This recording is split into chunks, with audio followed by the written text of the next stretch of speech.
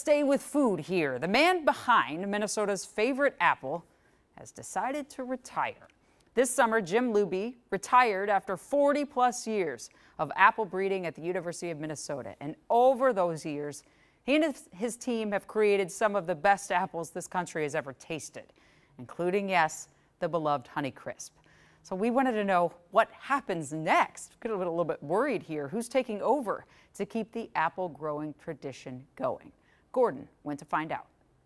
Here at the U of M Horticultural Research Center, the Honeycrisp is legendary, and so is one of the men who is responsible for creating it, Jim Luby, who has retired. And taking over for a program like that is a very daunting task, but they may have just found the perfect person to do it. It's a little overwhelming. It's a lot to take in. Matt Clark is a familiar face here at the Research Center. For 8 years, he worked with wine grapes, but now he is switching over to apples. Honestly, kind of a coveted role to get to work with apples. Crispy, juicy, delicious apples that are unlike anything else you've ever tasted. With household names like Honeycrisp, Zestar, and Sweet Tango, all created here in Minnesota. Clark understands that history better than most. Not only has he worked alongside the man responsible for these iconic apples, Jim Luby, he's also one of his former students. Jim is an exceptional scientist and a wonderful person, and it's some big shoes to fill. Yes, some big shoes indeed, but also an iconic apple to live up to. An apple Clark is very familiar with. I studied actually Honeycrisp, and so I had an opportunity to take a deep dive into understanding why Honeycrisp has this special gene and be part of kind of the legacy of Honeycrisp in Minnesota. That legacy is alive and well here in the orchard.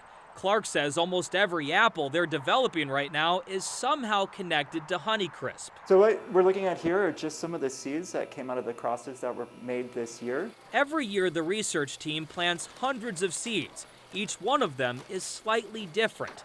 If they can survive a Minnesota winter, then they move on to the taste test. It can't taste bad. It can't be bitter or astringent, but it might be a little tart, might be a little sweet, have some interesting flavors.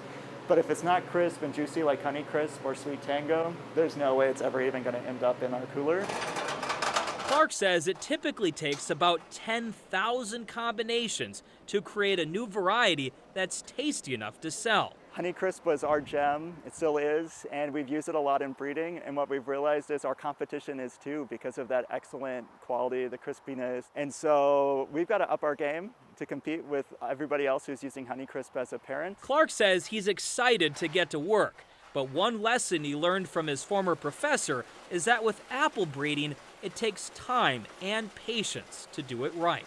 Apple breeding's a long-term investment, 20-ish years to develop a new variety. You know, if I'm here in 25 years, at the end of my career, we're hoping to have some more success stories. And it's very possible one of the seeds or one of the apple trees that we showed you may go on to grow the next Honeycrisp. So even though the man in charge has retired, a lot of the seeds he has planted throughout his career will continue to grow. Gordon Severson, KARE 11 News.